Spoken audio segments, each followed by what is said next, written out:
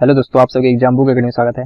आज हम NCL exam के लिए मॉडल पेपर पढ़ने वाले हैं और आज का हमारा मॉडल पेपर पहला रहेगा। इस मॉडल पेपर में जो भी प्रश्न है एनसीएल एग्जाम के लिए बहुत ही महत्वपूर्ण है। तो हम देखते हैं पहला प्रश्न। लोकसभा के प्रथम अध्यक्ष थे, हमें बताना कि लोकसभा के प्रथम अध्यक्ष कौन थे। तो इस प्रश्न का राइट आंसर होगा ऑप्शन नंबर 4, जीवी मावलंकर। लोकसभा के प्रथम अध्यक्ष जीवी मावलंकर थे। अब देखते अगला प्रश्न, प्रश्न 2 क्या करेगी, भारत में मानव का सर्वप्रथम साक्ष्य कहाँ मिलता है। हमें बताना कि भारत में मानव का सर्वप्रथम साक्ष्य कहाँ मिलता है। तो इस प्रश्न का राइट आंसर होगा ऑप्शन नंबर 4, नर्मदा घाटी में। भारत में मानव का सर्वप्रथम साक्ष्य नर्मदा घाटी में मिलता है।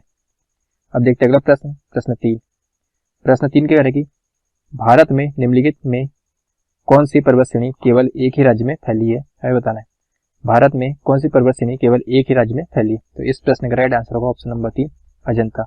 अजंता पर्वत श्रेणी केवल एक ही राज्य में फैली है। अब देखते अगला प्रश्न 4 क्या करेगी, लहसुन की अभिलाक्षणिक गंध का कारण क्या है। तो इस प्रश्न का राइट आंसर होगा ऑप्शन नंबर 2, सल्फर यौगिक। लहसुन की अभिलाक्षणिक गंध का कारण सल्फर यौगिक है। अब देखते अगला प्रश्न 5, इनपुट का आउटपुट में रूपांतरण किया जाता है। हमें बताना है कि इनपुट का आउटपुट में रूपांतरण किसके द्वारा किया जाता है। तो इस प्रश्न का राइट आंसर होगा ऑप्शन नंबर 2, सीपीयू के द्वारा। इनपुट का आउटपुट में रूपांतरण सीपीयू के द्वारा किया जाता है। अब देखते हैं अगला प्रश्न 6 क्या करेगी, महिला को मताधिकार देने वाला विश्व का प्रथम देश कौन सा है। हमें बताना कि महिला को मताधिकार देने वाला विश्व का प्रथम देश कौन सा है। इस प्रश्न का राइट आंसर होगा ऑप्शन नंबर 2, न्यूजीलैंड। महिला को मताधिकार देने वाला विश्व का प्रथम देश न्यूजीलैंड है। अब देखते हैं अगला प्रश्न 7 क्या करेगी, भारतीय संसद के कामकाज में शून्यकाल का अर्थ है बताना कि भारतीय संसद के कामकाज में शून्यकाल का अर्थ क्या है। तो इस प्रश्न का राइट आंसर होगा ऑप्शन नंबर 3, प्रश्नकाल और अगली कार्यसूची के बीच का समय।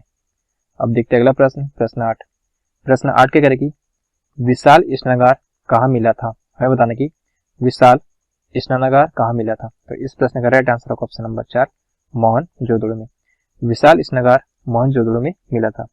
अब देखते हैं अगला प्रश्न 9 क्या करेगी, निम्नलिखित में से कौन सा स्थान अब तक स्थापित जैवमंडल आरक्षित स्थानों में नहीं है। हमें बताना कि इनमें से कौन सा स्थान अब तक स्थापित जैवमंडल आरक्षित स्थानों में नहीं है। तो इस प्रश्न का राइट आंसर होगा ऑप्शन नंबर 4, कच्छ की खाड़ी। अब देखते हैं अगला प्रश्न 10 क्या करेगी, निम्नलिखित में से कौन सा एक आरडीएक्स का अन्य नाम है। हमें आरडीएक्स का एक अन्य नाम बताना है। तो इस प्रश्न का राइट आंसर होगा ऑप्शन नंबर 4, साइक्लोनाइट। अब देखते हैं अगला प्रश्न 11 क्या करेगी, प्रोसेस डाटा को क्या कहते हैं। हमें बताना कि प्रोसेस डाटा को क्या कहते हैं। तो इस प्रश्न का राइट आंसर होगा option number 1, output. Process data को आउटपुट कहा जाता है। अब देखते हैं अगला प्रश्न 12, गुट निरपेक्ष आंदोलन का प्रथम सम्मेलन किस स्थान पर आयोजित हुआ। हमें बताना कि गुट निरपेक्ष आंदोलन का प्रथम सम्मेलन किस स्थान पर आयोजित हुआ। तो इस प्रश्न का राइट आंसर होगा ऑप्शन नंबर 2, बेलग्रेड। अब देखते हैं अगला प्रश्न 13 क्या करेगी, हाउस ऑफ द पीपुल को लोकसभा का नाम किस वर्ष दिया गया था। इस प्रश्न का राइट आंसर होगा वर्ष 1954 में। वर्ष 1954 में हाउस ऑफ द पीपुल को लोकसभा का नाम दिया गया था। तो ऑप्शन नंबर 1 इस प्रश्न का करेक्ट आंसर है। अब देखते हैं अगला प्रश्न 14, सिंधु घाटी की सभ्यता के लोग किस देवता की पूजा करते थे। हमें बताना है सिंधु घाटी की सभ्यता के लोग किस देवता की पूजा करते थे। तो इस प्रश्न का राइट आंसर होगा ऑप्शन नंबर 4, पशुपति देवता की। अब देखते अगला प्रश्न 15 प्रश्न क्या करेगी, नंदा देवी चोटी किस हिमालय का भाग है। हमें बताना है नंदा देवी चोटी कुमाऊं हिमालय का भाग है। ऑप्शन नंबर 2 इस प्रश्न का करेक्ट आंसर है। अब देखते अगला प्रश्न 16, सबसे भारी प्राकृतिक तत्व है। हमें बताने की सबसे भारी प्राकृतिक तत्व है। तो इस प्रश्न का राइट आंसर होगा ऑप्शन नंबर 1, यूरेनियम। अब देखते अगला प्रश्न 17, कंप्यूटर में जाने वाले डाटा को क्या कहते हैं। हमें बताना है कि कंप्यूटर में जाने वाले डाटा को क्या कहते हैं। तो इस प्रश्न का राइट आंसर होगा ऑप्शन नंबर 3, इनपुट। कंप्यूटर में जाने वाले डाटा को इनपुट कहा जाता है। अब देखते अगला प्रश्न 18, कागज का आविष्कार करने वाला विश्व का प्रथम देश कौन सा है। हमें बताना कि कागज का आविष्कार करने वाला विश्व का प्रथम देश कौन सा है? तो इस प्रश्न का राइट आंसर होगा ऑप्शन नंबर 3 चीन। कागज का आविष्कार करने वाला प्रथम देश चीन है। अब देखते हैं अगला प्रश्न, प्रश्न 19। संसद सदस्य संसद में अपनी सदस्यता गवा देगा यदि वह सत्रों के निरंतर अनुपस्थित रहे। तो इस प्रश्न का राइट आंसर होगा ऑप्शन नंबर 2 7 दिन तक। अब देखते हैं अगला प्रश्न, प्रश्न 20। सिंधु घाटी सभ्यता के शहरों की गलियां थी, हमें बताना कि सिंधु घाटी सभ्यता के शहरों की गलियां कैसे थी? तो इस प्रश्न का राइट आंसर होगा ऑप्शन नंबर 1 चौड़ी तथा सीधी। सिंधु घाटी सभ्यता के शहरों की गलियां चौड़ी तथा सीधी थी। अब देखते हैं अगला प्रश्न, प्रश्न 21। प्रश्न 21 कह रहा है कि हिंदी किस भाषा परिवार की भाषा है? तो ऑप्शन नंबर 1 इस प्रश्न का राइट आंसर होगा भारोपी। हिंदी भारोपी परिवार की भाषा है। अब देखते हैं अगला प्रश्न, प्रश्न 22। प्रश्न 22 क्या कह रहा है कि ब्रज भाषा है, हमें बताना कि ब्रज भाषा है। तो इस प्रश्न का राइट आंसर होगा ऑप्शन नंबर 2 पश्चिमी हिंदी। ब्रज भाषा पश्चिमी हिंदी है। अब देखते हैं अगला प्रश्न, प्रश्न 23। भाषा की सबसे छोटी इकाई है, हमें बताना कि भाषा की सबसे छोटी इकाई है। तो इस प्रश्न का राइट आंसर होगा ऑप्शन नंबर 4 वर्ण। भाषा की सबसे छोटी इकाई वर्ण है। अब देखते हैं अगला प्रश्न, प्रश्न 24। शुद्ध वर्तनी का चयन कीजिए। तो इस प्रश्न का राइट आंसर होगा ऑप्शन नंबर 3 कौ इतरी। अब देखते हैं अगला प्रश्न, प्रश्न 25। पवित्र में प्रयुक्त संधि का नाम है, हमें बताना कि पवित्र कौन सी संधि है? तो इस प्रश्न का राइट आंसर होगा ऑप्शन नंबर 3 आयादी संधि। पवित्र आयादी संधि है। तो ऑप्शन नंबर 3 इस प्रश्न का करेक्ट आंसर है। अब देखते हैं अगला प्रश्न, प्रश्न 26। नीलकमल में कौन सा समास है? हमें बताना कि नीलकमल में कौन सा समास है? तो इस प्रश्न का राइट आंसर होगा ऑप्शन नंबर 3 कर्मधारय समास। नीलकमल में कर्मधारय समास है। अब देखते हैं अगला प्रश्न, प्रश्न 27। शांत रस का स्थायी भाव क्या है? हमें बताना कि शांत रस का स्थायी भाव क्या है? तो शांत रस का स्थायी भाव निर्वेद है। तो ऑप्शन नंबर 4 इस प्रश्न का करेक्ट आंसर है। शांत रस का स्थायी भाव निर्वेद है। अब देखते हैं अगला प्रश्न, प्रश्न 28। सर्वश्रेष्ठ रस किसे माना जाता है? हमें बताने की सर्वश्रेष्ठ रस किसे माना जाता है? तो इस प्रश्न का राइट आंसर होगा ऑप्शन नंबर 2 श्रृंगार रस को। श्रृंगार रस को सर्वश्रेष्ठ रस माना जाता है। अब देखते हैं अगला प्रश्न, प्रश्न 29। संचारी भावों की संख्या कितनी है? हमें बताने की संचारी भावों की संख्या कितनी है? संचारी भावों की संख्या 33 है। तो ऑप्शन नंबर 2 इस प्रश्न का करेक्ट आंसर है। अब देखते हैं अगला प्रश्न, प्रश्न 30। छंद का सर्वोत्तम उल्लेख कहाँ मिलता है? हमें बताना कि छंद का सर्वोत्तम उल्लेख कहाँ मिलता है? तो इस प्रश्न का राइट आंसर होगा ऑप्शन नंबर 1 ऋग्वेद में। छंद का सर्वोत्तम उल्लेख ऋग्वेद में मिलता है। अब देखते हैं अगला प्रश्न, प्रश्न 31। जिस प्रकार धान का संबंध चावल से है उस प्रकार दूध का संबंध किससे? हमें बताना है।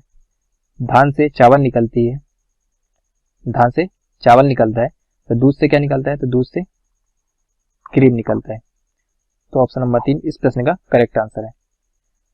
अब देखते हैं अगला प्रश्न, प्रश्न 32। 16 का संबंध 34 से है तो 11 का संबंध किससे? हमें बताना है। 16 से 34 कैसा बना? जब हम 16 में 2 का गुना करेंगे और 2 ऐड करेंगे, 16 दूनी 32, 32 और 2 34। तो उसी प्रकार हम 11 में भी 2 का गुना करेंगे और 2 ऐड करेंगे, 11 दूनी 22, 22 और 2 24।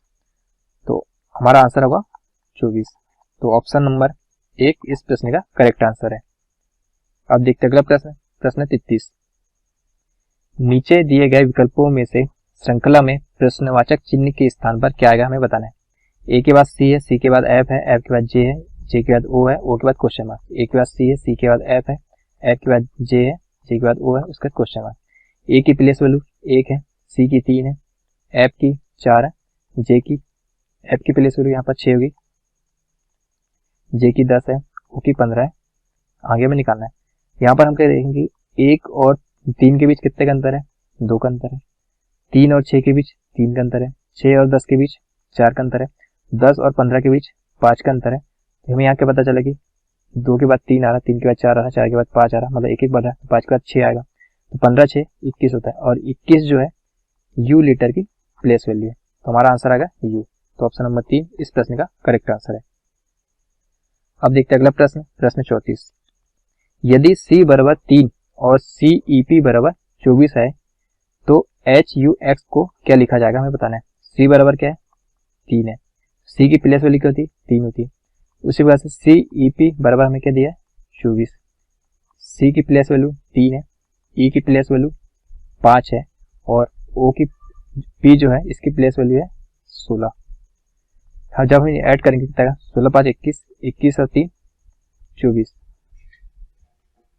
तो उसी प्रकार से हम HUX को भी इनकी प्लेस वैल्यू निकालेंगे। तो H की प्लेस वैल्यू होती है 8, U की होती है 21 और X की होती है 24। जब हम ऐड करेंगे कितना आएगा, 53। तो हमारा आंसर आएगा 53। तो ऑप्शन नंबर 4 इस प्रश्न का करेक्ट आंसर है। अब देखते हैं अगला प्रश्न, प्रश्न 35। NOA PQB RSC के बाद क्या आएगा, हमें बताना है। NOA PQB RSC के बाद हमें क्या आएगा, अगली श्रृंखला में हमें बताना है। यहाँ पर N की प्लेस वैल्यू क्या है, 14 है, O की प्लेस वैल्यू क्या होती है, 15 होती है और E की होती है 1। उसी प्रकार से P की प्लेस वैल्यू होती है 16, Q की होती है 17 और B की होती है 2, R की होती है 18, S की होती है 19, C की होती है 3। अब यहाँ क्या दिख रहा है कि 14 के बाद 16 आया, मतलब यहाँ पर 2 ऐड हुआ, 16 के बाद 18 आया तो 2 ऐड हुआ, तो यहाँ पर भी 2 ऐड होगा। तो 18 2 कितना होगा, तो 20 होगा।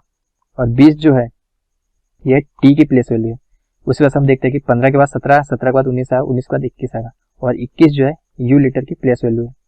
उसी वजह से यहाँ पर देखते हैं 1 के बाद 2 आया, 2 के बाद 3 आया, 3 के बाद क्या आएगा, 4 आएगा। 4 जो है D लीटर की प्लेस वैल्यू है। तो हमारे पास आया T, U और D। TUD हमारा राइट आंसर है। तो ऑप्शन नंबर 1 इस प्रश्न का करेक्ट आंसर है। अब देखते हैं अगला प्रश्न, प्रश्न 36। किसी सांकेतिक भाषा में यदि किंग को PRMT लिखा जाए तो रैन को किस प्रकार लिखा जाएगा, हमें बताना है। यहाँ पर क्या लिखा है, किंग को PRMT लिखा गया है। के यहाँ पर क्या है, के का अपोजिट लेटर क्या होता है, P होता है, I का अपोजिट लेटर होता है R, N का अपोजिट लेटर होता है M और G का अपोजिट लेटर होता है T। उसी बात से RAIN का हमें अपोजिट लेटर लिखना है। R का अपोजिट लेटर क्या होगा, I होगा। A का अपोजिट लेटर क्या होता है, A का अपोजिट लेटर होता है Z, तो Z होगा। I का क्या होता है, R होता है और N का अपोजिट लेटर क्या होता है, तो M होता है। तो हमारा आंसर क्या आएगा, IZRM। तो ऑप्शन नंबर 4 इस प्रश्न का करेक्ट आंसर है। अब देखते हैं अगला प्रश्न, प्रश्न 37। छात्रों की एक पंक्ति में रमन बाय से 44वां है। यदि छात्रों की कुल संख्या 72 हो तो रमन का दाय से स्थान क्या होगा, हमें बताना है। हम मान लेते हैं छात्रों की एक पंक्ति है, इसमें टोटल 72 छात्र हैं। रमन जो है बाय से 44वां है, तो हमें बताना है कि रमन जो है दाय से किस स्थान पर होगा, बताना है। जब रमन बाय से 44वां है तो इसके बाद बचे छात्र कितने हैं, तो 72 में से हम जब 44 को घटाएंगे कितना आएगा, 28 आएगा। तो रमन के बाद 28 बचा है और रमन खुद एक ऐड होगा। तो यहाँ से यहाँ तक हम जब दाएं से गिनेंगे तो 28 छात्र ये है और बाएं में एक स्वयं रमन है, तो 28 और 1 कितना आएगा, 29 आएगा। तो इस प्रश्न का राइट आंसर होगा 29। तो ऑप्शन नंबर 4 इस प्रश्न का करेक्ट आंसर है। अब देखते हैं अगला प्रश्न, प्रश्न 38। EJOT को 5101 लिखा गया है, तो हमें बताना कि FBLP को क्या लिखा जाएगा। यहाँ पर E की प्लेस वैल्यू क्या है, 5 है, J की प्लेस वैल्यू क्या होती है, 10 होती है, O की प्लेस वैल्यू होती है 15 और T की प्लेस होती है 20। यहाँ पर उनके प्लेस वैल्यू का उपयोग किया गया है। तो F का प्लेस वैल्यू 6 होता है, P का प्लेस वैल्यू 2 होता है, L का प्लेस वैल्यू 12 होता है और P का प्लेस वैल्यू 16 होता है। तो हमारा आंसर होगा 6, 2, 12 और 16। तो ऑप्शन नंबर 3 इस प्रश्न का करेक्ट आंसर है। अब देखते हैं अगला प्रश्न, प्रश्न 39। दिए गए विकल्पों में से लुप्त अंक ज्ञात कीजिए। हमें क्वेश्चन मार्क के स्थान पर क्या आएगा, हमें बताना है। यहाँ पर हमें लास्ट के जो दो अंक है, इन दोनों जब हम मल्टीप्लिकेशन करेंगे 3 और 5 का, तो हमें बीच वाली संख्या मिल जाएगी। उसी वजह से 5 और 7 का गुना करेंगे कितना आएगा, 35 आएगा और 9 और 5 को गुना करेंगे क्या आएगा, तो 45 आएगा। तो हमारा राइट आंसर क्या होगा, ऑप्शन नंबर 4 45। अब देखते हैं अगला प्रश्न, प्रश्न 40। नीचे दी गई श्रृंखला में प्रश्नवाचक चिन्ह के स्थान पर क्या आएगा हमें बताना है। 9 के बाद आया है 12, 12 के बाद 16, 16 के बाद 21, 21 के बाद क्या आएगा हमें बताना है, और क्वेश्चन मार्क के बाद है 34। 9 से आया 12, 12 से आया 16, 16 से आया 21, 21 का क्वेश्चन मार्क और फिर 34। यहाँ पर हम 9 और 12 के बीच का डिफरेंस क्या है, 3 है। 12 और 16 के बीच का डिफरेंस 4 है। 16 और 21 के बीच का डिफरेंस है 5। और यहाँ पर हम क्या दिख रहा है कि 3 के बाद 4 है, 4 के बाद 5 है, मतलब एक एक बढ़ रहा है। तो 5 के बाद क्या आएगा, 6 आएगा। तो यहाँ पर 21 और 6 होता है 27, और 27 इसके बाद आ गया 7, तो 27 और 7 34। तो हमारा राइट आंसर क्या होगा, 27। क्वेश्चन मार्क के स्थान पर 27 आएगा। तो ऑप्शन नंबर 4 इस प्रश्न का करेक्ट आंसर है। अब देखते हैं अगला question, question number 41। Speakers after speakers came on the stage to perform. हमें इस क्वेश्चन में बताना है कि किस पार्ट में एरर है। तो इस क्वेश्चन का राइट आंसर होगा ऑप्शन नंबर 1, इसमें पहले पार्ट में एरर है। यहाँ पर स्पीकर्स आफ्टर स्पीकर्स में यहाँ पर जो प्रीपोजिशन है, यदि प्रीपोजिशन के दोनों तरफ क्या है, नाउन है, तो जो नाउन होगा सिंगुलर होगा। लेकिन यहाँ पर क्या है, प्लूरल है, यहाँ पर भी प्लूरल है। तो यहाँ पर क्या होगा, तो ये होगा स्पीकर आफ्टर स्पीकर होगा। अब देखते हैं अगला प्रश्न, question number 42। Rakesh along with his friends was invited for the party in Ashoka hall. हमें बताना है कि इस क्वेश्चन में किस पार्ट में एरर है। तो इसका राइट आंसर होगा ऑप्शन नंबर 3, सी पार्ट में। सी पार्ट में यहाँ पर एरर है। यहाँ पर क्या लिखा कि इनवाइटेड फॉर लिखा है, तो इनवाइटेड फॉर की जगह क्या होगा, इनवाइटेड टू का प्रयोग होगा, क्योंकि इनवाइटेड के साथ में टू प्रीपोजिशन का प्रयोग किया जाता है। अब देखते हैं अगला प्रश्न, प्रश्न नंबर 43। क्वेश्चन नंबर 43 क्या कह रहा है कि select the correctly spelled word. हमें इसमें करेक्ट वर्ड बताना है। जो सैटेलाइट है इसके 4 प्रकार है, तो इसमें करेक्ट वाला कौन सा होगा, तो सैटेलाइट, ऑप्शन नंबर 1 इस क्वेश्चन का करेक्ट आंसर है। अब देखते हैं अगला प्रश्न, question number 44। Select the wrongly spelled word. हमें इसमें रॉन्ग वर्ड बताना है, इसमें कौन सी मीनिंग रॉन्ग है। तो इस क्वेश्चन का राइट आंसर होगा ऑप्शन नंबर 3 व्हीकल। यहाँ पर जो व्हीकल बना है यह गलत वाला है। इसका जो राइट मीनिंग होगी क्या होगी, तो व्हीकल, ये मीनिंग जो होगी इसकी राइट मीनिंग है। अब देखते हैं अगला question, question number 45। Select the most appropriate antonym of the given word. हमें एकॉर्ड का एंटोनिम बताना है। एकॉर्ड का मीनिंग होता है समझौता। एकॉर्ड का मीनिंग क्या होता है, समझौता है। फेलियर की बात करते हैं, इसकी मीनिंग होता है सफलता, असफलता होता है। एग्रीमेंट की अगर बात करें तो इसका मीनिंग होता है समझौता, और डिफरेंस का मतलब होता है अंतर, और डिस एग्रीमेंट का मतलब होता है असहमति। तो समझौता का एंटोनिम क्या होगा, तो असहमति होगा, तो डिस एग्रीमेंट होगा। एकॉर्ड का विलोम क्या होगा, तो डिस एग्रीमेंट होगा। तो ऑप्शन नंबर 4 इस क्वेश्चन का करेक्ट आंसर है। अब देखते अगला question, question number 40। Select the most appropriate synonym of the given word. हमें इसमें सिनोनिम बताना है, समानार्थी शब्द बताना है। इग्नोमिनी का हमें सिनोनिम बताना है। इग्नोमिनी का अर्थ क्या होता है, इसका मीनिंग होता है बदनामी। ऐसे का मीनिंग होता है निबंध। इफेक्ट का मतलब होता है प्रभाव, और डिस्ग्रेस का मतलब होता है अपमान, और एडप्ट मतलब होता है अपनाना। तो बदनामी का विलोम क्या होगा, बदनामी का होगा, बदनामी का हमें समानार्थी बताना है, सिनोनिम बताना है, क्या होगा, बदनामी का सिनोनिम होगा अपमान। तो ऑप्शन नंबर 3 इस क्वेश्चन का करेक्ट आंसर है। इग्नोमिनी का सुनने में क्या होगा, तो डिसग्रेस होगा। तो ऑप्शन नंबर 3 इस क्वेश्चन का करेक्ट आंसर है। अब देखते हैं अगला क्वेश्चन, क्वेश्चन नंबर 47। क्वेश्चन 47 क्या कह रहा है कि खालिस्तान राजधानी express has arrived at the platform. हमें बताना है कि खालिस्तान के स्थान पर क्या आएगा। तो इस क्वेश्चन का राइट आंसर होगा ऑप्शन नंबर 3 द। यहाँ पर द आर्टिकल का प्रयोग किया जाएगा क्योंकि ट्रेनों के नाम के पहले द आर्टिकल का प्रयोग किया जाता है। अब देखते हैं अगला question, question number 48। Question number 48 के कह रहा है कि 2 lakhs of people attended the meeting held in parade ground। हमें इस क्वेश्चन में बताना कि किस पार्ट में एरर है। तो इस क्वेश्चन का राइट आंसर होगा ऑप्शन नंबर 1 ए पार्ट में एरर है।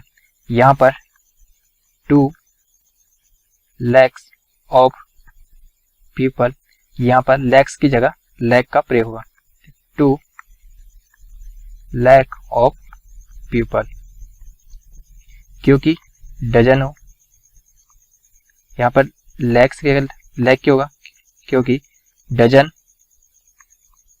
100, लाख, स्कोर आदि के पहले जब कोई निश्चित संख्या सूचक शब्द जैसे 1, 2, 3 आदि का प्रयोग होता है तो डजन, 100, लाख, स्कोर ये क्या होता है, सिंगुलर फॉर्म में प्रयोग होते हैं। अब देखते हैं अगला question, question number 49। Ram is junior Khalistan में। राम इज जूनियर खालिस्तान में। तो इस क्वेश्चन का राइट आंसर होगा ऑप्शन नंबर 1 2। यहाँ पर 2 का प्रयोग किया जाएगा। यहाँ पर 2 क्या लगा, क्योंकि जूनियर के साथ 2 का प्रयोग किया जाता है। अब देखते हैं अगला क्वेश्चन, क्वेश्चन नंबर 50। ही वन खालिस्तान फर्स्ट प्राइज। ही वन खालिस्तान फर्स्ट प्राइज। तो इस क्वेश्चन का राइट आंसर होगा ऑप्शन नंबर 2 द। यहाँ पर द का प्रयोग किया जाएगा।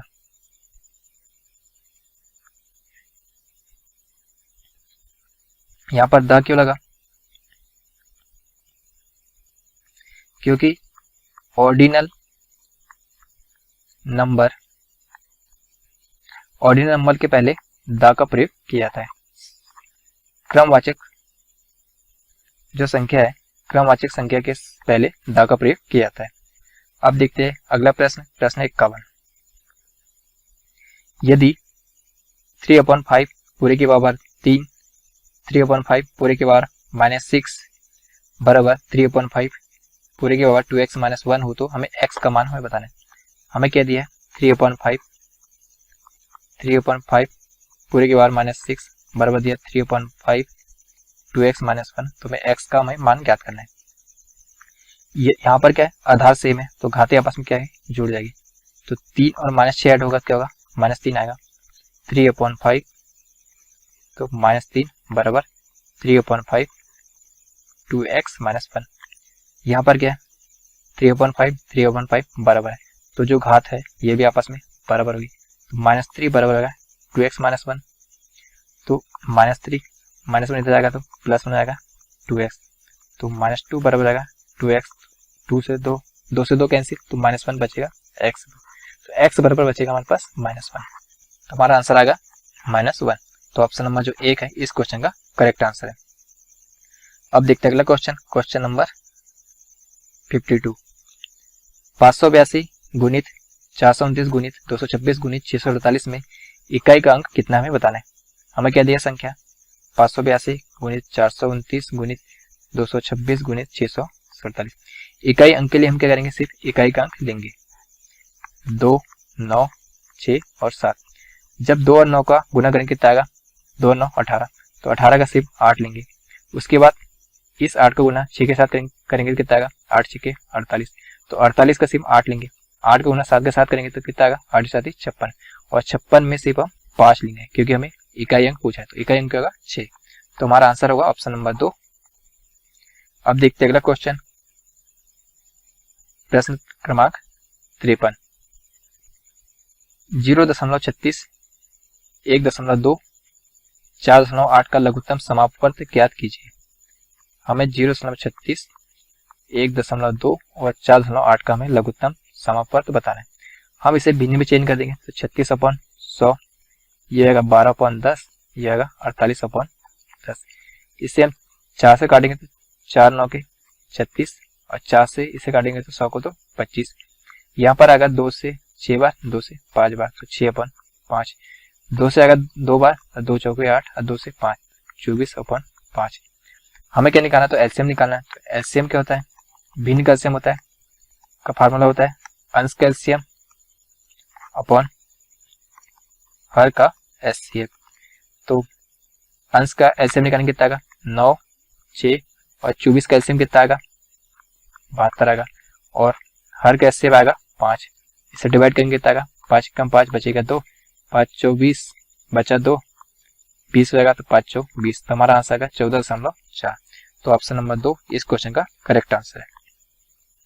अब देखते हैं अगला क्वेश्चन, क्वेश्चन नंबर 54। दो संख्याएं 3:4 के अनुपात में है तथा इनका लघुत्तम समापवर्त 84 है। इनमें से बड़ी संख्या कौन सी होगी हमें बताना है। हम मान लेते हैं दो संख्याएं a और b है, इनका जो रेशियो है 3:4 है, तो हम इन्हें 3x मान लेते हैं पहली संख्या, और दूसरी मान लेते हैं 4x। अब जब इनका एलसीएम निकालेंगे कितना आएगा? 12x आएगा। क्वेश्चन में हमें एलसीएम दिया है, प्रश्न में 84 दिया है। 12 से 84 कितना जाएगा? तो 7 बार जाएगा, तो x बराबर 7 हो जाएगा। यहाँ पर हम x की वैल्यू रखेंगे कितना आएगा? 7, 7 या 21 और 7 चौक 28। हमें प्रश्न में क्या पूछा कि बड़ी संख्या क्या है? तो बड़ी संख्या क्या है? 28 है। हमारा आंसर आएगा 28। तो ऑप्शन नंबर 1 इस क्वेश्चन का करेक्ट आंसर है। अब देखते हैं अगला क्वेश्चन, क्वेश्चन नंबर 55। यदि a माइनस 1/a बराबर 3 हो तो a² प्लस 1/a² का मान क्या होगा हमें बताना है। a माइनस 1/a बराबर 3 है, तो हमें a² प्लस 1/a का स्क्वायर हमें बताना है। इसका हम कहेंगे वर्क कर देंगे, तो वर्क करेंगे आता है a² plus 1/a² minus 2a into 1/a। 3 का वर्ग हो जाएगा 9, a से a cancel, a² plus 1/a के स्क्वायर बराबर हो जाएगा 2 उधर चला जाएगा तो 11, 9 और 2 11। तो हमारा आंसर आएगा 11। तो ऑप्शन नंबर 3 इस क्वेश्चन का करेक्ट आंसर है। अब देखते हैं अगला क्वेश्चन, क्वेश्चन नंबर 56। प्रथम 50 प्राकृत संख्याओं का औसत कितना है हमें बताना है। सबसे पहले हम प्रथम 50 संख्याओं का योग निकाल लेते हैं। इसका फार्मूला होता है n प्लस 1/2। n क्या है? 50 है, तो 50 और 1 हो जाएगा 51/2। 2 से 50 25 बार जाएगा, तो 25 गुणित 11। अब औसत का फार्मूला क्या होता है? पूरे परिणामों का योग 25 गुणित 51, और परिणामों की संख्या कितनी है? तो 50 है। 25 से 50 2 बार जाएगा, और 2 से 51 25.5 बार जाएगा, तो हमारा आंसर आएगा 25.5। तो ऑप्शन नंबर 2 इस क्वेश्चन का करेक्ट आंसर है। अब देखते हैं अगला क्वेश्चन, क्वेश्चन नंबर 57। किसी संख्या के 60% में 40 जोड़ने पर संख्या का 80% प्राप्त होता है, वह संख्या क्या है हमें बताना है। हम मान लेते संख्या x है, तो x के 60% में क्या जोड़ने पर? तो 40 जोड़ने पर संख्या का मतलब x का 80% प्राप्त होता है। यहाँ पर x 60% है, यहाँ पर x 80% है, तो इधर जाएगा देखो घट जाएगा, कितना जाएगा? x 20% बचेगा, बराबर हो जाएगा 40। x बराबर 40/20। यहाँ पर परसेंट लिखा है, तो परसेंट ऊपर चल जाएगा तो 100 हो जाएगा।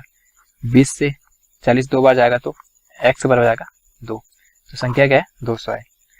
तो ऑप्शन नंबर 2 इस क्वेश्चन का करेक्ट आंसर है। अब देखते हैं अगला क्वेश्चन, क्वेश्चन नंबर 58। दो संख्याएं एक तीसरी संख्या से क्रमशः 30% तथा 37% कम है। दूसरी संख्या पहली संख्या से कितने परसेंट कम है हमें बताना है। प्रश्न क्या करेगी? दो संख्याएं एक तीसरी संख्या से 30% और 37% कम है। हम मान लेते 3 संख्या a b c है, और तीसरी संख्या हम मान लेते हैं 100 है। तो जो पहली जो होगी वह 30% कम है, मतलब 100 का 30% कम होगा कितना होगा? तो 70 होगा। दूसरा हो जाएगा 37% का मतलब कि 63। उसके बाद करके दूसरी संख्या पहली संख्या से, दूसरी संख्या जो पहली संख्या से 7 कम है, परसेंट निकालना में 60% कम है किससे, तो पहली संख्या से। और परसेंट निकालने के लिए हम 100 का गुना और परसेंट का चिन्ह लगा देते हैं। एक शून्य से एक शून्य कैंसिल, 7 से 7 कैंसिल, तो परसेंट कितना आ गया, तो 10% कम है। तो आंसर आ गया हमारे पास 10%। तो ऑप्शन नंबर 2 इस क्वेश्चन का करेक्ट आंसर है। अब देखते हैं अगला प्रश्न 59। मीरा तथा प्रिया की वर्तमान आयु का अनुपात 3:4 है।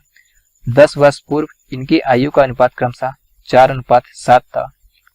5 वर्ष बाद मीरा की आयु कितनी होगी हमें बताना है।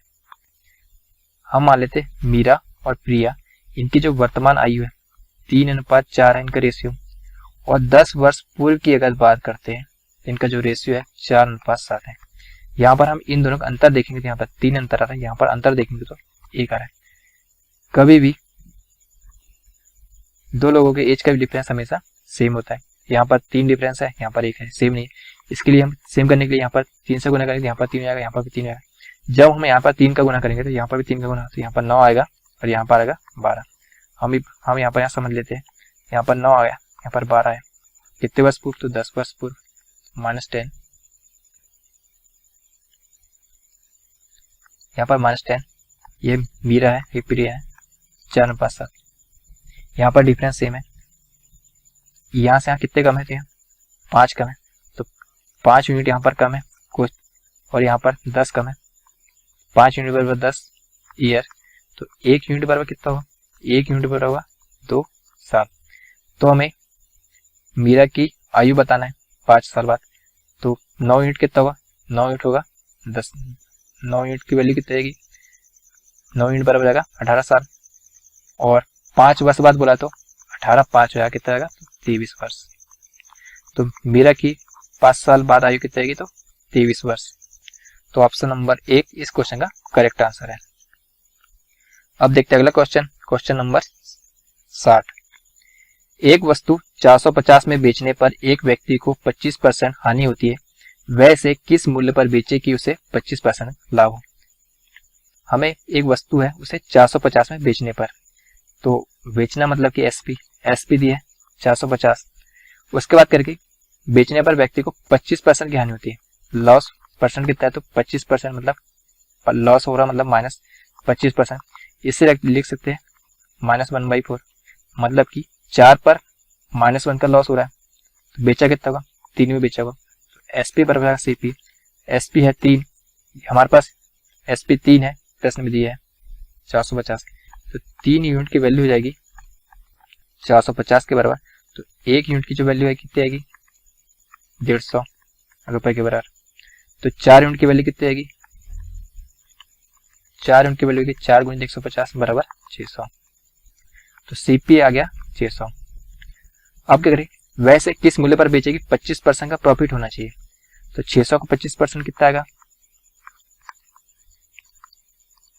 25 के 150, मतलब इसमें 150 रुपये और अधिक में बेचना पड़ेगा उसे। तो 600 में 150 ऐड करेंगे तो 750। तो वैसे कितने में बेचेगा, तो 750 में बेचेगा, तब उसे 25% का प्रॉफिट होगा। तो हमारा आंसर आएगा 750। तो ऑप्शन नंबर 4 इस क्वेश्चन का करेक्ट आंसर है। अब देखते हैं अगला क्वेश्चन नंबर 61। मोहन तथा सोहन ने क्रमशः 30,000 तथा 45,000 के निवेश से साझेदारी में व्यापार आरंभ किया। 2 वर्ष बाद 1,50,000 के लाभ में से सोहन का भाग कितना होगा हमें बताना है। हम मान लेते हैं मोहन और सोहन, ये मोहन ने 30,000 रुपये इन्वेस्ट किया और सोहन ने 45,000 रुपये इन्वेस्ट किया, और मोहन ने 2 साल में 24 मंथ थे, 24 मंथ के लिए इन्वेस्ट किया, और सोहन ने भी 24 मंथ के लिए इन्वेस्ट किया। ये इनका इन्वेस्ट है और ये इनका टाइम है। तो 24 से 24 कैंसिल, यहाँ पर 3 शून्य से 3 शून्य कैंसिल, 15 से ये 2 बार जाएगा, 15 से 3 बार जाएगा। इनका जो प्रॉफिट हो जाएगा 2:3। क्वेश्चन में जो 2 वर्ष बाद कितना प्रॉफिट दिया, तो 1,15,000, 1,50,000 के बराबर, और हमारे पास आया 2:3, तो ये टोटल हो जाएगा। तो 5 यूनिट की जो वैल्यू आएगी कितना है, प्रश्न में दिया है 1,50,000 के बराबर। तो 1 यूनिट की जो वैल्यू आएगी कितनी आएगी, तो 5 × 15 मतलब 30,000 रुपए के बराबर। तो हमें किसका भाग बताना है, सुवन का भाग बताना है। तो सुवन का 3 यूनिट की वैल्यू निकालना है। 3 यूनिट बराबर होगा 3 गुणित 20,000, तो जाएगा ये 90,000। तो सुवन का हिस्सा हो जाएगा 90,000 रुपए। तो हमारा आंसर आएगा ऑप्शन नंबर 4, 90,000। अब देखते हैं अगला क्वेश्चन, क्वेश्चन नंबर 62। यदि ए तथा बी मिलकर किसी कार्य को 15 दिन में पूरा कर सकते हैं तथा बी अकेला इस कार्य को 20 दिनों में पूरा कर सकता है, तो ए अकेला इस कार्य को कितने दिनों में करेगा, हमें बताना है। ए और बी मिलकर किसी कार्य को 15 दिन में करता है, बी अकेला इस कार्य को 20 दिनों में करता है, तो हमें इसका एलसीएम निकालेंगे, कितना आएगा, 60 आएगा। और जो 60 होगा ये इनका टोटल वर्क होगा। ए तथा बी मिलकर किसी कार्य को 15 दिन में करते थे, अब उन्हें 60 कार्य करना है, तो कितना दिन लगेगा, एक दिन में कितना कार्य करेंगे, तो 15 × 60 मतलब कि 4 यूनिट कार्य करेगा। और बी जो है, बी को 60 कार्य करना है।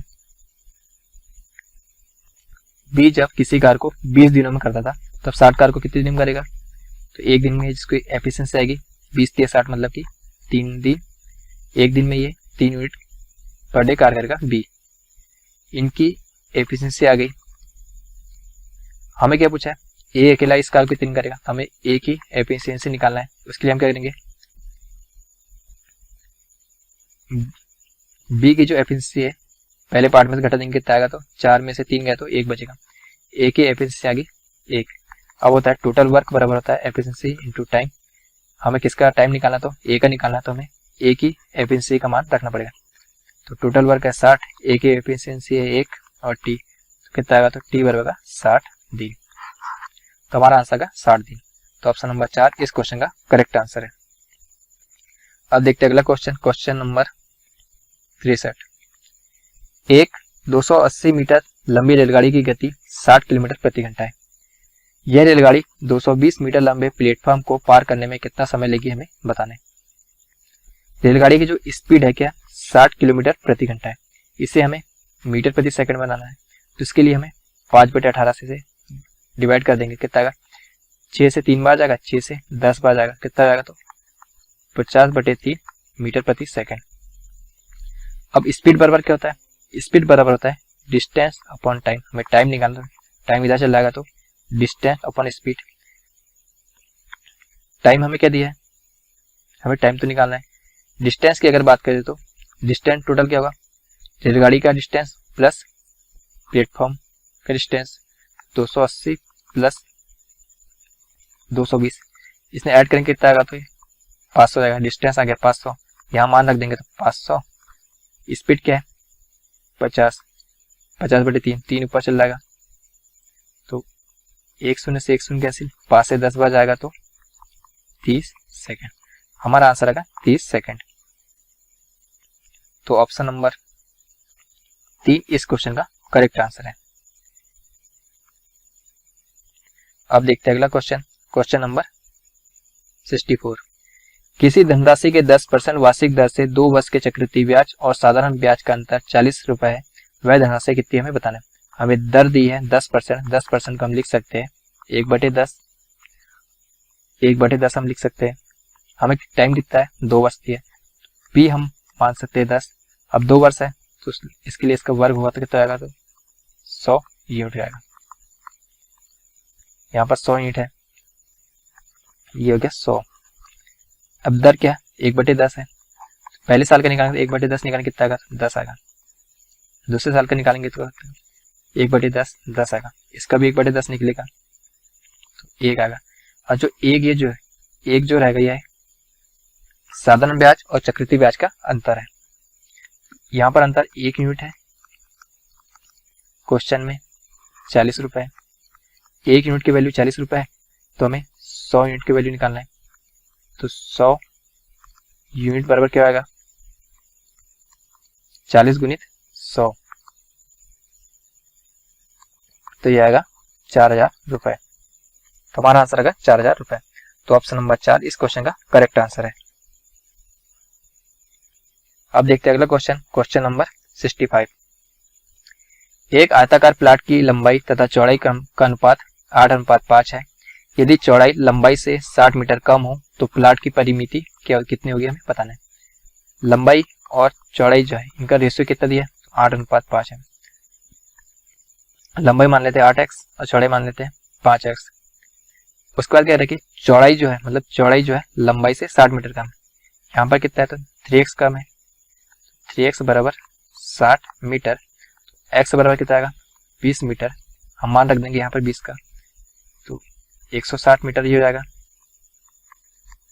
और ये हो जाएगा 20×5 100 मीटर।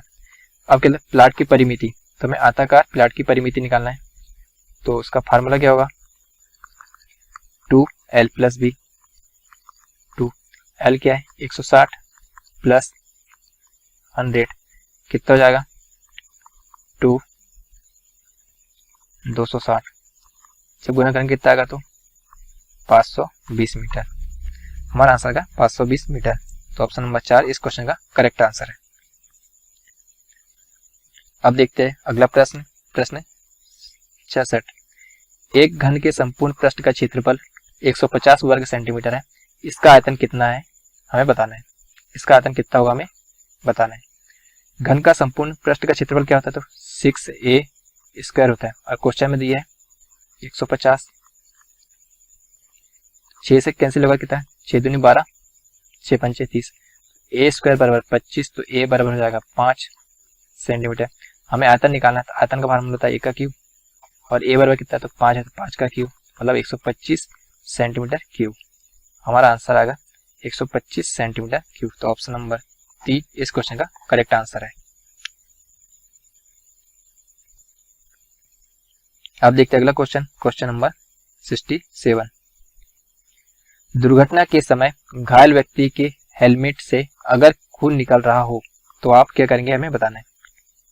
तो इस क्वेश्चन का जो राइट आंसर होगा ऑप्शन नंबर 1, उसकी हेलमेट नहीं उतारेंगे और एम्बुलेंस बुलाएंगे। यदि दुर्घटना के समय घायल व्यक्ति के हेलमेट से अगर खून निकल रहा हो तो हम उसके हेलमेट नहीं उतारेंगे और एम्बुलेंस बुलाएंगे। अब देखते हैं अगला क्वेश्चन, प्रश्न 68 के कह रहे कि ट्रैफिक सिग्नल में लाल लाइट क्या दिखाती है। इस प्रश्न का राइट आंसर होगा ऑप्शन नंबर 2, वाहन रोकिए। अब देखते हैं अगला प्रश्न, प्रश्न 69। जब वाहन में ईंधन भरा जा रहा हो तब हमें क्या नहीं करना चाहिए, तब हमें धूम्रपान नहीं करना चाहिए। जब वाहन में ईंधन भरा जाता है तो हमें धूम्रपान नहीं करना चाहिए। तो ऑप्शन नंबर 2 इस क्वेश्चन का करेक्ट आंसर है। अब देखते हैं अगला क्वेश्चन, क्वेश्चन नंबर 70। जहां रास्ते पर ढलान का निशान लगा हो तो ड्राइवर को क्या करना चाहिए। यदि रास्ते पर ढलान का निशान लगा हो तो वाहन का गियर बदल के वाहन को धीरा कर देना चाहिए। ऑप्शन नंबर 1 इस क्वेश्चन का करेक्ट आंसर है। अब देखते हैं अगला प्रश्न, प्रश्न 71। भारतीय प्रायद्वीप की सबसे ऊंची चोटी कौन सी है। तो इस प्रश्न का राइट आंसर होगा ऑप्शन नंबर 2, अनाई-मुदी। भारतीय प्रायद्वीप की सबसे ऊंची चोटी अनाई-मुदी है। अब देखते हैं अगला क्वेश्चन, क्वेश्चन नंबर 72। कौन सी गैस नोबल गैस कहलाती है, हमें बताने कौन सी गैस नोबल गैस कहलाती है। तो इस क्वेश्चन का राइट आंसर होगा option number 3, helium. Helium gas एक नोबल गैस है। अब देखते हैं अगला क्वेश्चन, क्वेश्चन नंबर 73। प्रथम गणना करने वाला यंत्र कौन सा है, हमें बताने की प्रथम गणना करने वाला यंत्र कौन सा है। तो इस क्वेश्चन का राइट आंसर होगा ऑप्शन नंबर 4, अबेकस। प्रथम गणना करने वाला यंत्र अबेकस है। अब देखते हैं अगला प्रश्न, प्रश्न 74। निम्न में से कौन सा अंतरिक्ष में जाने वाला विश्व का प्रथम व्यक्ति है, हमें बताने की इनमें से कौन सा अंतरिक्ष में जाने वाला विश्व का प्रथम व्यक्ति है। तो इस प्रश्न का राइट आंसर होगा option number 3, Yuri Gagarin. Yuri Gagarin अंतरिक्ष में जाने वाला विश्व का प्रथम व्यक्ति है। अब देखते हैं अगला प्रश्न, प्रश्न 75। राज्यसभा के सदस्य का निर्वाचन कितनी अवधि के लिए होता है, हमें बताने की राज्यसभा के सदस्य का निर्वाचन कितनी अवधि के लिए होता है। तो इस प्रश्न का राइट आंसर होगा ऑप्शन नंबर 4, 6 वर्ष के लिए। राज्यसभा के सदस्य का जो निर्वाचन होता है 6 वर्ष के लिए होता है। अब देखते हैं अगला प्रश्न, प्रश्न 76। चतुर्थ बौद्ध संगीति कश्मीर में किसके नेतृत्व में हुई थी, हमें बताना की चतुर्थ बौद्ध संगीति कश्मीर में किसके नेतृत्व में हुई थी। इस प्रश्न का राइट आंसर होगा ऑप्शन नंबर 4, कनिष्क के नेतृत्व में। चतुर्थ बौद्ध संगीति कश्मीर में कनिष्क के नेतृत्व में हुई थी। अब देखते हैं अगला प्रश्न, प्रश्न 77। निम्नलिखित में से कौन एक कर्नाटक, केरल एवं तमिलनाडु राज्यों के मिलन स्थल पर स्थित है, हमें बताना कि कौन एक कर्नाटक, केरल एवं तमिलनाडु राज्यों के मिलन स्थल पर स्थित है। तो इस प्रश्न का राइट आंसर होगा ऑप्शन नंबर 4, नीलगिरी पहाड़ियां। अब देखते हैं अगला प्रश्न, प्रश्न क्रमांक 79। विश्व के सबसे पहले सुपर कंप्यूटर का निर्माण कब हुआ था? हम बताने की विश्व के सबसे पहले सुपर कंप्यूटर का निर्माण कब हुआ था? तो इस प्रश्न का राइट आंसर होगा ऑप्शन नंबर 2, वर्ष 1976। वर्ष 1976 में विश्व का सबसे पहला सुपर कंप्यूटर बना था। अब देखते हैं अगला प्रश्न, प्रश्न 80। सर्वप्रथम यह बात किसने कही कि ग्रह सूर्य के चारों ओर चक्कर लगाते हैं? तो इस प्रश्न का राइट आंसर होगा ऑप्शन नंबर 1, निकोलस कोपरनिकस। अब देखते हैं अगला प्रश्न, प्रश्न 81। अंतरराष्ट्रीय न्यायालय के मुख्य न्यायाधीश बनने वाले प्रथम भारतीय कौन है? बताने की अंतरराष्ट्रीय न्यायालय के मुख्य न्यायाधीश बनने वाले प्रथम भारतीय कौन है? इस प्रश्न का राइट आंसर होगा option number 2, doctor Nagendra Singh. अंतरराष्ट्रीय न्यायालय के मुख्य न्यायाधीश बनने वाले प्रथम भारतीय डॉक्टर नागेंद्र सिंह है। अब देखते हैं अगला प्रश्न, प्रश्न 82। यदि लोकसभा का अध्यक्ष त्यागपत्र देना चाहे तो वह अपना त्यागपत्र निम्नलिखित में से किसको संबोधित करेगा? तो इस प्रश्न का राइट आंसर है ऑप्शन नंबर 2, उपाध्यक्ष को। यदि लोकसभा का अध्यक्ष त्यागपत्र देना चाहे तो वह अपना त्यागपत्र उपाध्यक्ष को देगा। अब देखते हैं अगला प्रश्न, प्रश्न 83। निम्नलिखित में से कौन सा एक ईसा पूर्व 6वीं शताब्दी में प्रारंभ में भारत का सर्वाधिक शक्तिशाली नगर राज्य था? तो इस प्रश्न का राइट आंसर होगा ऑप्शन नंबर 4, मगध। अब देखते हैं अगला प्रश्न, प्रश्न क्रमांक 84। नीलगिरी पर्वतमाला जिस राज्य में स्थित है वह है? इस प्रश्न का राइट आंसर होगा ऑप्शन नंबर 1, तमिलनाडु। नीलगिरी पर्वतमाला तमिलनाडु राज्य में स्थित है। अब देखते हैं अगला प्रश्न, प्रश्न 85। आवर्त सारणी में वह कौन सा तत्व है जो सर्वाधिक संख्या में यौगिक बनाता है? तो इस प्रश्न का राइट आंसर होगा ऑप्शन नंबर 1, कार्बन। आवर्त सारणी में कार्बन जो तत्व है यह सर्वाधिक यौगिक बनाता है। अब देखते हैं अगला प्रश्न, प्रश्न क्रमांक 86। कंप्यूटर के आईसी चिप्स के उत्पादन के लिए किसकी आवश्यकता होती है? हमें बताना कि कंप्यूटर के आईसी चिप्स के उत्पादन के लिए किसकी आवश्यकता होती है? तो इस प्रश्न का जो राइट आंसर होगा ऑप्शन नंबर 4, सिलिकॉन। कंप्यूटर के आईसी चिप्स के उत्पादन के लिए सिलिकॉन की आवश्यकता होती है। अब देखते हैं अगला प्रश्न, प्रश्न क्रमांक 87। निम्नलिखित में से कौन भारत के प्रथम उपराष्ट्रपति थे? है बताने की निम्नलिखित में से कौन भारत के प्रथम उपराष्ट्रपति थे? तो इस प्रश्न का जो राइट आंसर होगा option number 1, doctor Sarvepalli Radhakrishnan. Doctor Sarvepalli Radhakrishnan Bharat के प्रथम उपराष्ट्रपति थे। अब देखते हैं अगला प्रश्न, प्रश्न क्रमांक 88। भारत का प्रथम मुख्य चुनाव आयुक्त कौन था? है बताने की भारत का प्रथम मुख्य चुनाव आयुक्त कौन था? तो इस प्रश्न का जो राइट आंसर होगा ऑप्शन नंबर 2, सुकुमार सेन। सुकुमार सेन भारत का प्रथम मुख्य चुनाव आयुक्त था। अब देखते हैं अगला प्रश्न, प्रश्न क्रमांक 89। भारतीय संसद में लोक लेखा समिति का अध्यक्ष कौन होता है? तो इस प्रश्न का जो राइट आंसर होगा ऑप्शन नंबर 1, विपक्षी दल का नेता। भारतीय संसद में लोक लेखा समिति का जो अध्यक्ष होता है विपक्षी दल का नेता होता है। अब देखते हैं अगला प्रश्न, प्रश्न 90। प्राचीन नगर तक्षशिला निम्नलिखित में से किनके बीच स्थित था? हमें बताने की प्राचीन नगर तक्षशिला निम्नलिखित में से किनके बीच स्थित था? तो इस प्रश्न का जो राइट आंसर होगा ऑप्शन नंबर 1, सिंधु तथा झेलम। अब देखते हैं अगला प्रश्न, प्रश्न क्रमांक 91। जापान की मुद्रा का नाम क्या है? प्रश्न क्या कह रहा है कि जापान की मुद्रा का नाम क्या है? तो जापान की मुद्रा का नाम येन है। तो ऑप्शन नंबर 3 इस क्वेश्चन का करेक्ट आंसर है। अब देखते हैं अगला प्रश्न, प्रश्न क्रमांक 92। गैलीलियो के गिरते वस्तु के नियम को और किस नाम से जाना जाता है? हमें बताना है गैलीलियो के गिरते वस्तु को और किस नाम से जाना जाता है? तो इस प्रश्न का जो राइट आंसर होगा ऑप्शन नंबर 2, न्यूटन का पहला नियम। गैलीलियो के गिरते वस्तु के नियम को न्यूटन का पहला नियम भी कहा जाता है। अब देखते हैं अगला प्रश्न, प्रश्न 93। बल का ऐसा ही मात्रक क्या है? हमें बताना कि बल का ऐसा ही मात्रक क्या है? तो बल का ऐसा ही मात्रक न्यूटन है। क्या है? तो न्यूटन है। तो ऑप्शन नंबर 3 इस क्वेश्चन का करेक्ट आंसर है। अब देखते हैं अगला प्रश्न, प्रश्न 94। महाराष्ट्र एवं कर्नाटक में पश्चिमी घाट कहलाते हैं। हमें बताना कि महाराष्ट्र एवं कर्नाटक में पश्चिमी घाट क्या कहलाते हैं? तो इस प्रश्न का जो राइट आंसर होगा ऑप्शन नंबर 2, सह्याद्री। महाराष्ट्र एवं कर्नाटक में पश्चिमी घाट को सह्याद्री कहा जाता है। अब देखते हैं अगला प्रश्न, प्रश्न 95। चार्ल्स बेबेज द्वारा निर्मित एनालिटिकल इंजन कौन सा है? बताना कि चार्ल्स बेबेज द्वारा निर्मित एनालिटिकल इंजन कौन सा है? तो इस प्रश्न का जो राइट आंसर होगा ऑप्शन नंबर 3, मैकेनिकल। 4 सदस्य द्वारा निर्मित एनालिटिकल इंजन मैकेनिकल है। अब देखते हैं अगला प्रश्न, प्रश्न 96।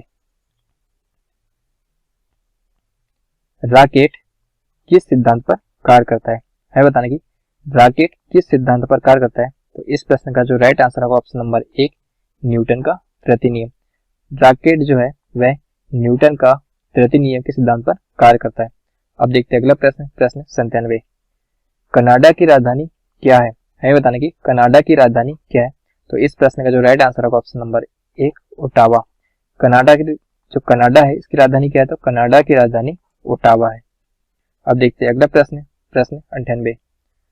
पृथ्वी दिवस कब मनाया जाता है बताने की पृथ्वी दिवस कब मनाया जाता है। तो पृथ्वी दिवस 22 अप्रैल को मनाया जाता है। कब मनाया जाता है, 22 अप्रैल को मनाया जाता है।